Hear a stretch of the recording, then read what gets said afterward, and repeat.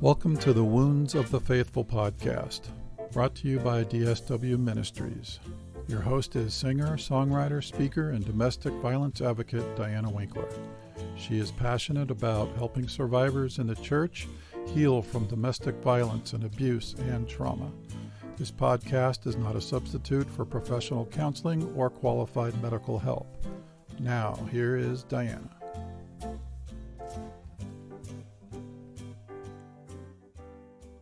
Hello, everybody, ladies and gentlemen, friends. Hopefully, no enemies, but you are all welcome here on the podcast.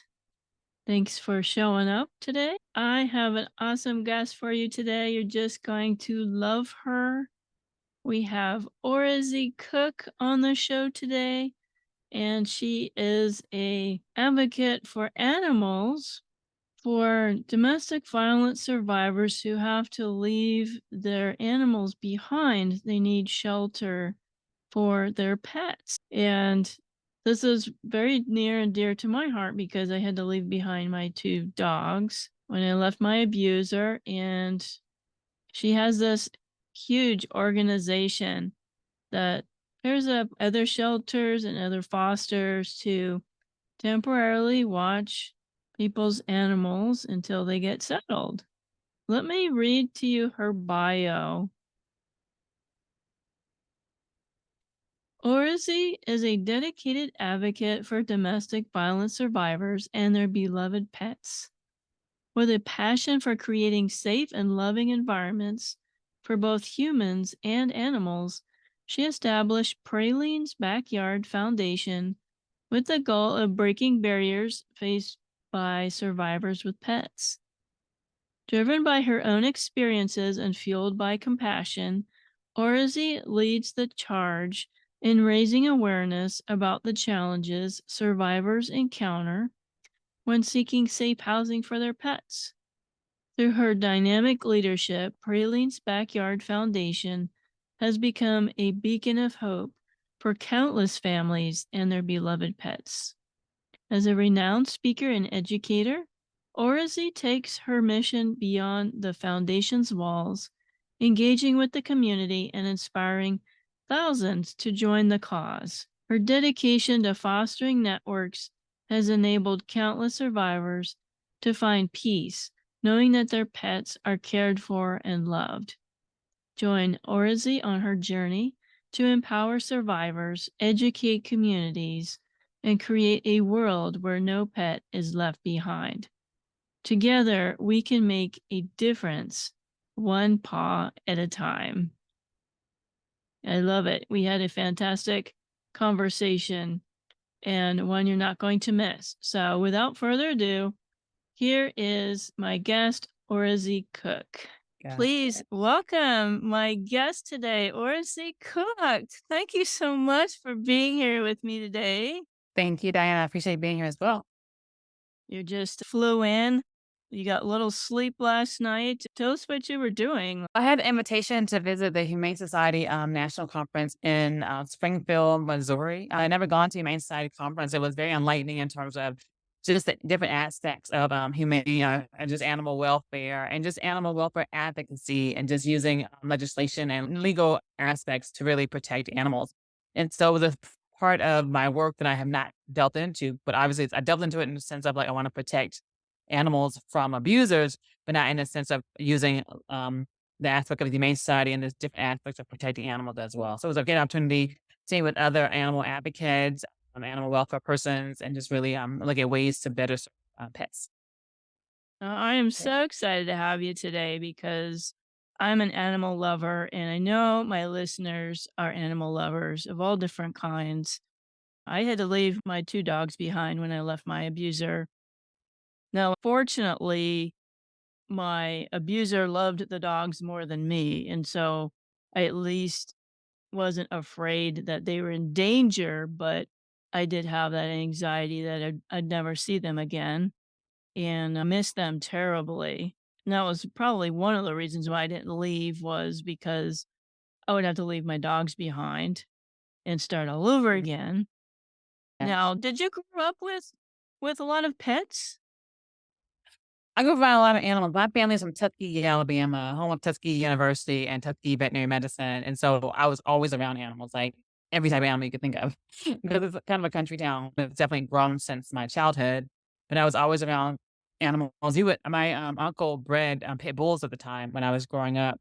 And so you have pictures of me, and I never had a fear of pit bulls. I know a lot of people do, but I never grew up with the fear of pit bulls because they were always around my life, my Mhm. family. But I have even had pictures of me as a child just sleeping next to a full-grown big pit bull and no fear. So I've always put my animals I've had. Like I have my dog now is Praline Pecan, and she's my fourth Cocker Spaniel.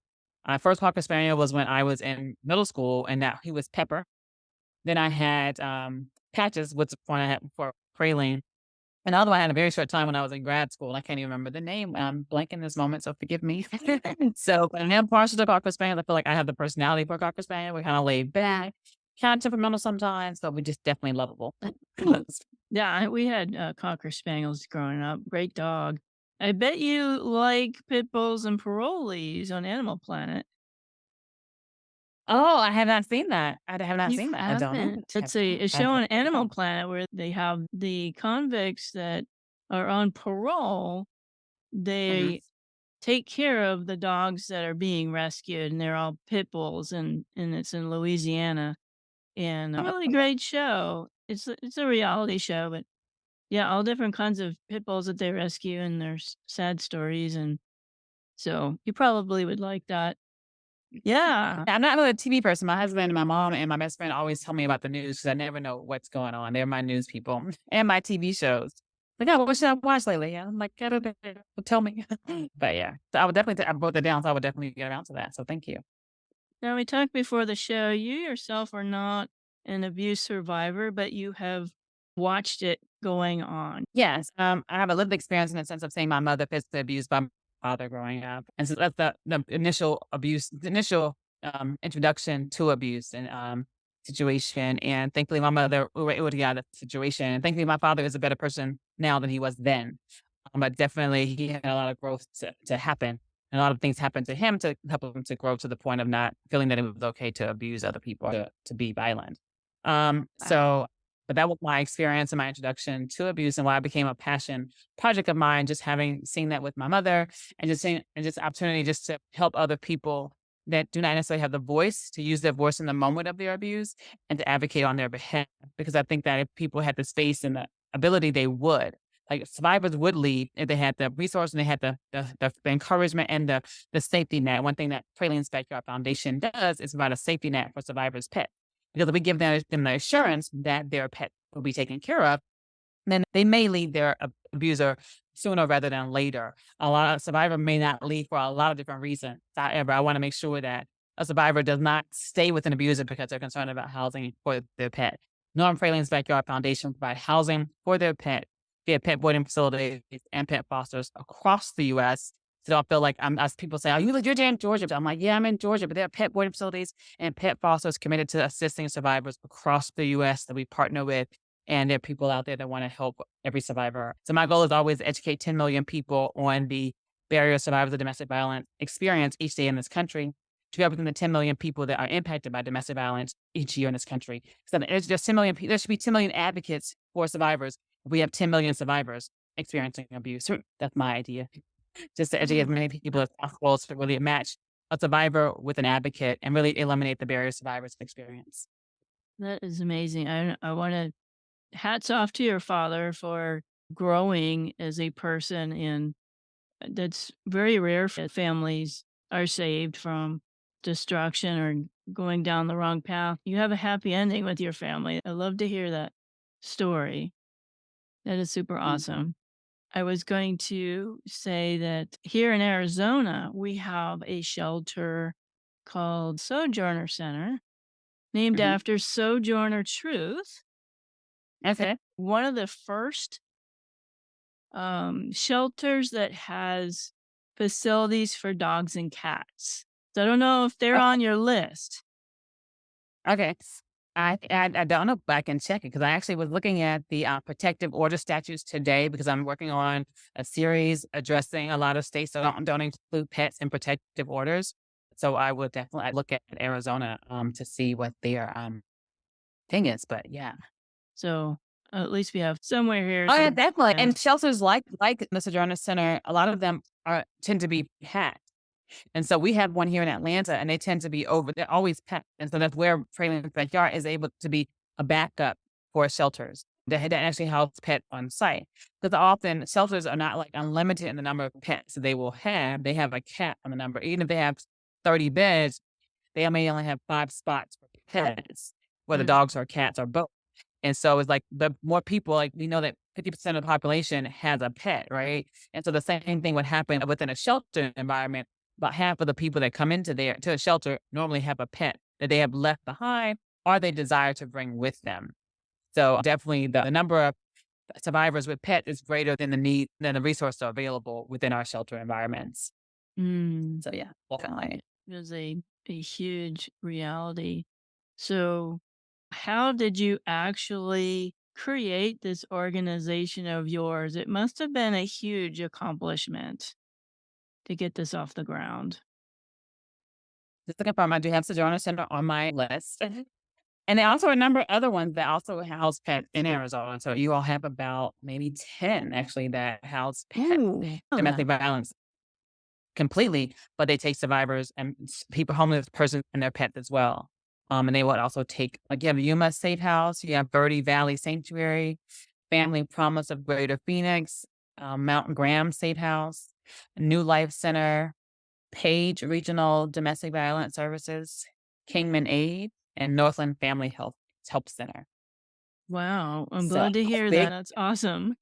Yeah, I don't know how big they are, but those are the other centers that you have. And I actually have a link on my link tree in all of my social media profile that lists shelters or accommodations available for pets in every state. Just so when a survivor goes to my resources page, they're able to see what's available to them. And you asked me a question before I got off on that tangent, so I apologize. What was that question again? How did you start this organization? It must have Oh, been a huge feat to get this off the ground. I don't know if it was I guess it was a huge people tell me that, but I guess I was just so focused. I didn't think it was a huge feat. I just thought it was something that had to be done. So I was like I have to run a marathon, so let's just get it done. This is how you're gonna do it. Because initially when I first started this in 2020, I had the idea of building my own facility here in Georgia to house pets and domestic violence survivors. And through a lot of learning and just learning about zoning, civil engineering, building processes, and just everything that goes into establishing a physical building to house pets. And I ended up losing the land because I wasn't able to raise enough money in time for the closing. And so, but I wasn't discouraged by that because I was like, there's still a need. So, and because there's still a need and there's still pet boarding facilities that exist. I necessarily don't have mine, but how can I partner with existing pet boarding facilities to house pets of survivors? In addition to that, it doesn't have to be local. Like initially, I was just thinking Georgia, right? But there are survivors with pets across the US that need help. So let's not make this national because people can initially say, why don't you work on Georgia? I'm like, if I'm going to do this work, I'm not going to limit it to Georgia. It's going to be the same amount of effort. Let's make it national, right? If I'm going to be on social media every day, if I'm going to tell people the story of survivors and pets, why would I limit it to Georgia? Why wouldn't I partner with as many pet boarding facilities across the US as possible, as many pet fosters across the US as possible? And so that's how it kind of just spiraled in that. Like, it's not about Georgia. And it's not about me owning my own facility. It's about me making sure survivors have a safety net when they're able to leave their abuser with their pet. I want to bring their pet with them when they leave. Because I had that mindset. I thought I lost the property. And so there's still a need. Let me focus on partnering with other organizations and other pet boarding facilities and other fosters and still meet the need because that's what's important to me. It's not about me. It's about making sure survivors' needs are met. So I guess it was a heavy lift, but at the same time, I think partnership we go further together than we do alone. And maybe I was only going so far just in Georgia when I was doing it by myself. But then as I grew and as I said, let's do a partnership and let's make it bigger than Georgia and across the US, that made it easier when you're in partnership. So that made it a easier lift. We are all wondering, where do you get the money for such a project?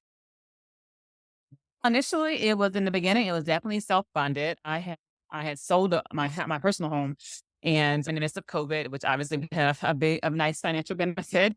And so but initially it was self-funded, but then as I continued to create a social media presence, it has right now is definitely self-sustaining based upon just on the donations that people send, based on corporate donations, based on foundation donations. It's definitely self-sustaining at this point, because I'm able to not use any of my personal funds and able to really help pets and survivors when they call, able to support fosters in terms of what they may need to help house pets as well. And so that's how it has happened in a sense of I get on social media, I just like tell the story. When people hear the story of why Praline's Backyard Foundation exists, it resonates with people because there's an aha moment that happens that says, oh, yeah, there are pets that are left. Because people think about kids, they don't necessarily think about the pets that are experiencing, they're in homes of domestic violence survivors as well. And so knowing that it actually just, people just, they're like, oh, and people give. I just tell stories of survivors. I show pictures of pets that need fostering. People just, it's an outpouring. Like I told people, I mean, before all of this, I was not a social media person. I joined Facebook probably when it started back in the day. And I played around with it for a minute. And not up until COVID again did I get back onto social media. And I was probably apprehensive because all the negative attention that social media sometimes brings. Sometimes people are not so nice. And I am very sensitive sometimes. So I was just like, I didn't want to experience that. So I was very hesitant about going on social media. But it has been a very positive experience about my entire work. I have not received any negativity. The most negative I'll say is when someone said, it's like it's something really basic, like I want to do an app for survivors and for pet boarding facilities and fosters to be able to access an app on a smartphone. And so I mentioned the fact that not everyone has a smartphone. I was like, yeah, that's true. So that's like probably the most negative thing that someone said to me. And that's not even negative. It's just like feedback, which I need feedback because I don't work in a silo, but definitely I believe there's more thought when I have more input from other people to think of a perspective that I do not always see. So I don't mind that at all. But I have not had any negative feedback from people, which I appreciate. I've only had encouragement and perspectives that really help me think about how can I better serve survivors and their pets. So I'm just really thankful for that. Oh, I'm so glad for you because if I didn't have this podcast and my ministry, I would definitely be off of social media because I've said some innocent things and just get all the trolls just pile on top of me. And it's like, yeah, Oh no. it's horrible. I mean, it may come, but it hasn't come, and maybe because also maybe because I have so much other good that it does, I don't even get to see it. So, but I'm just thankful that I haven't had the negativity to come at the forefront. So I'll take it. I heard that you didn't really watch TV until COVID too, huh? Yeah, I actually bought a TV during COVID. My mom and my brother then bought me one once, and I ended up giving it to some people that were in my house working on something, and I gave it away. But then in COVID, I bought a TV because I needed some entertainment, and my phone was not big enough anymore. Right. So, and my computer, I bought a TV during COVID, and actually, I gave the TV to my nephew, so I don't even have it anymore. But I have TVs in my house because I have a husband and kids, and so they have it. But I necessarily don't watch TV.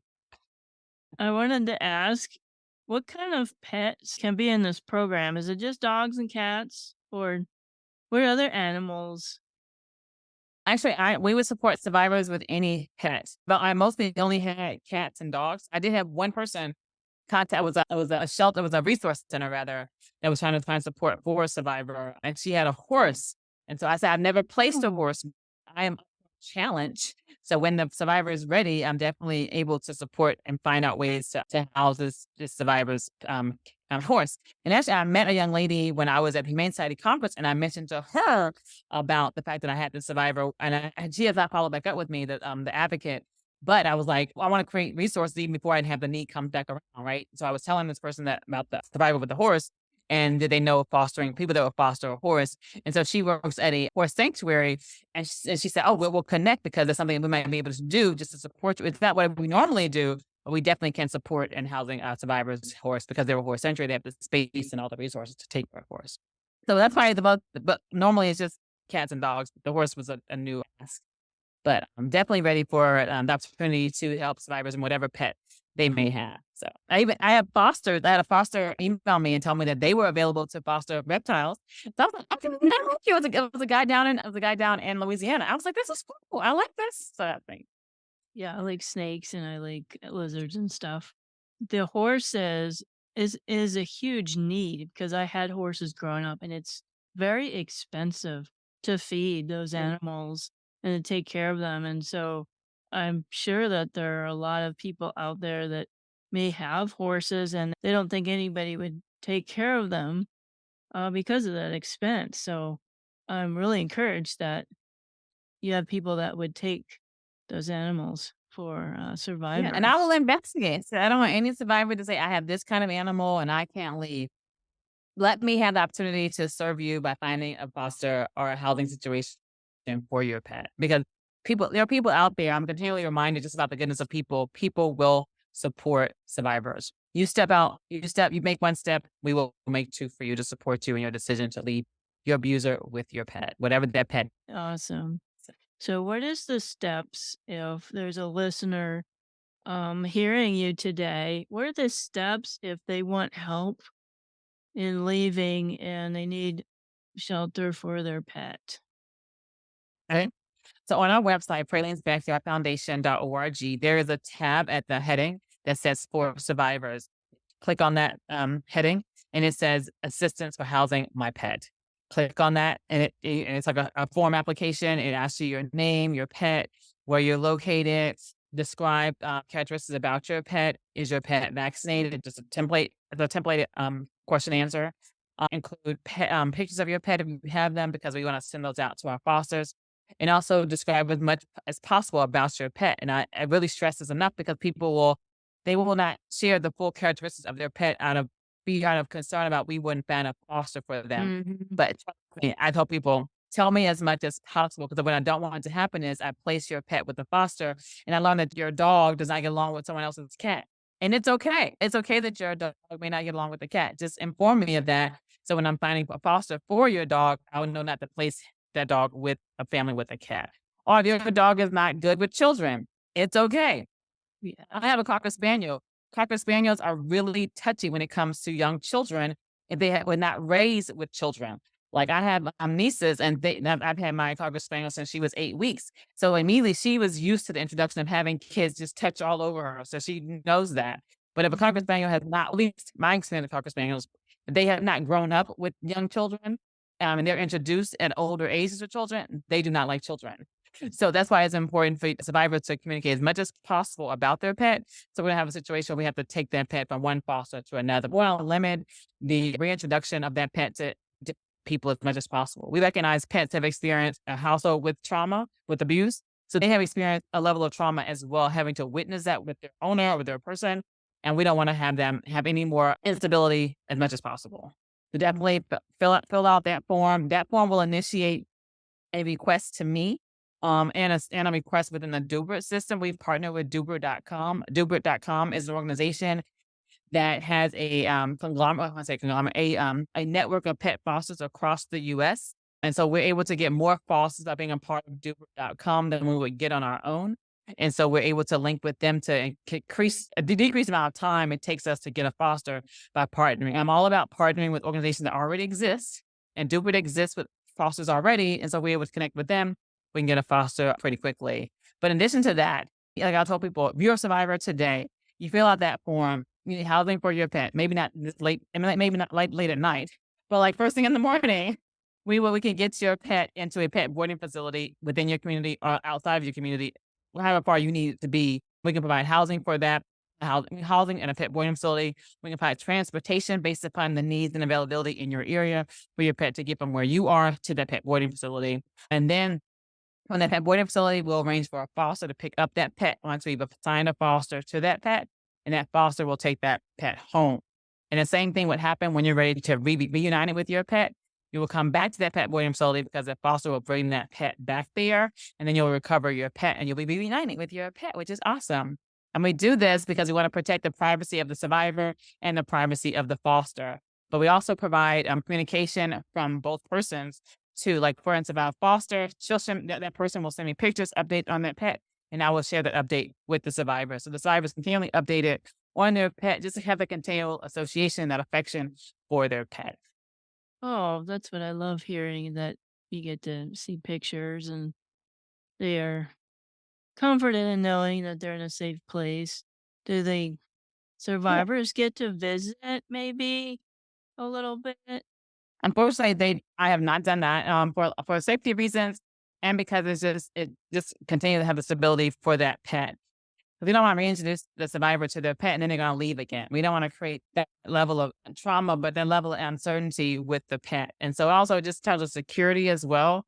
We want to make sure that the survivor continues to be secure and that pet stays secure as well. So not until the survivor says that they're ready in terms of have adequate housing and they feel safe that they can take on this pet and they'll be safe and their pet will be safe as well. That is a good tip there. I had volunteered for a German Shepherd rescue for years, and we had the ones that had health issues. One of the dogs kept getting returned because he Oh, no. had he had glaucoma or something, or I think it's called panis. It's like glaucoma for dogs, and you had to put drops in his eyes, and nobody wanted to do it because the drops stung. And we took the dogs in because I'm a pharmacy tech by trade, and I knew that the eye drops they could be compounded into an ointment or a cream. And we would just put the ointment on his eyes, and he was fine with it. And his vision got so much better Oh, because he cool. had the medicine that he needed. But are there like medical cases that you wouldn't take, or is even medical cases like special diets, are they still able to find a foster? Good point. Actually, I had a situation a few months ago where I did have a pet that had a medication and a special diet. Before I found a foster for that person, the other person had volunteered to say, a vet office had volunteered to say, we would pay for the medicine and the special diet for this pet. And so I was just like, I didn't even ask for that. I just put the call out there that I had this pet that had this special need. And I had a vet office. They couldn't foster the pet, but they said they would support the medicines and the special diet. And I was like, oh, thank you so much. And so, but I ended up fostering that pet. And so the foster was able to take on that responsibility. They had no problem paying for that responsibility. But I was glad that I had this organization that was this vet office that had volunteered for that service because it was like, thank you. Because it's something I didn't even ask for. And so that also speaks to the fact that people are listening to my posts and to my emails and things of that nature, and they'll reach out. Like I never asked for medication. I never asked for food, but someone saw that this pet would need that. And that would be a financial hit for the foster. It may be something that discourages some fosters to foster because like, oh, I can't foster a pet with special needs. I can't afford this, that, and the other. But that person by volunteering, that made it easier for a foster to take on that pet. So I have had that in that sense, but I have not had a case that I could not provide housing for. No. It is encouraging that no one's going to be Yeah. left out. And Yeah. so let's talk about those folks that don't have any pets or they can't have any pets right now, but they would really like to help you with this Mhm. project, this organization. So, what are the best ways to help you? The best way is you can help me. I tell people it doesn't cost you anything. Every time you like, you comment, and you share our content, you are pushing our message in front of people that may not be aware. You're helping us raise awareness. As I mentioned earlier, our goal is to educate 10 million people on the barriers to survivors of domestic violence with pet experience in this country each year. We want one advocate for every survivor. So one thing you can do is like, share, and follow our content because it pushes us up in the algorithm to get more people to be aware of our concern and our issue. Secondly, you can donate. We'll take money, and that money will go toward housing pets of domestic violence survivors. It'll go towards supporting our fosters, and that's what that goes towards. Also, you can buy this awesome shirt that says "No Cat Left Behind," and also sell one that says "No Dog Left Behind." And part of the proceeds of this purchase goes to housing pets of domestic violence survivors and supporting the work of Praline's Backyard Foundation. So those are the three ways. Oh, and I said that if you cannot foster a pet right now, I totally understand that. However, if you know someone that has a pet boarding facility and they would like they can support our work in terms of housing pet of survivors at a reduced cost, all right, no cost at all, then we definitely work on the opportunity to partner with them to house pets in their community for survivors. So definitely that's another way. And just always tell people, hold your businesses in your community accountable to the community because we give so much to these local businesses. They should give back and pour back into the community, however that may be, however they choose to, but definitely request them to do so. Because if you ask people, most likely people will give. Like you want to support that local baseball team, the children's baseball team, companies will do that, right? So also take opportunity to support survivors of domestic violence. If you have the resources of the pet boarding facility to house pets, do that. It's awesome. So just definitely ask your business to support organizations that you like and that you want to support. So A lot of things, a lot of options, which is great. I need to yeah, get one of those definitely. shirts for sure. Definitely. I bring you on. We can talk. And I know we talked about a lot of subjects here, topics. Is there anything that we didn't talk about that you wanted to cover? I think I mentioned this a little bit earlier on. Later on in the year, I'm definitely going to, I'm waiting on a grant that I applied for in terms of building an app that serves domestic violence survivors. What I want to create with this app is I want a survivor to go into this app. I want them to request that they're saying they have a pet and they need housing for their pet. I want a pet boarding facility and a pet foster to be able to use the same app and say, I'm available to house a survivor's pet in this community. So I can match these two people together and then they're able to serve the survivor and their pet. And so right now I'm making those connections hand by hand in a sense, not really by hand because Doobie.com is helping me, but I want to really take a more of a more automated approach by letting everybody come together in this one app and to pull the resources together. I want to say Airbnb, but not kind of like Airbnb. But kind of how you connect. You have housing. You want to go into that. I'm going to request housing. And obviously it all will be free. Of course, it's free to the survivor. The domestic pet boarding facility is donating their space at a reduced cost. And there's the cost associated. The foundation pays that cost. And then the pet foster within Praline's Backyard Foundation will support the foster. However, that looks different for every foster. Some people can foster with no problem. Some people need, not no problem, but not needing assistance. But if they do need assistance, the Praline's Backyard Foundation supports them in whatever they need. Because I would tell people, because I think some people have a concern about fostering, because having a pet is a serious responsibility. Like when I go on vacation, I have to have housing for my pet, right? And so we want to support fosters. We want to go on vacation. We'll provide housing for the pet at a pet facility because we want fosters to go on vacation, right? We want them to have a break, just like we want to break our own animals if we have them. So we definitely support fosters in that way as well. Because we don't want them to be discouraged, like, I can't do this because I have this trip planned this year and then I want to have a date night or something. And so we want to make sure we support fosters by providing housing when they need to go away and take care of themselves and refresh to be able to better serve survivors' pets. Wow. And it is in Arizona here, it was 119. And Ooh, we have been making friends with a feral cat. We call him Meow. She's been living on okay. our front porch. She was abandoned by our neighbor 4 doors down when they moved. And so we had been developing a relationship with her, and she's taken a shine to us. And so when it hit 119, I felt so bad. Now my husband's allergic to cats.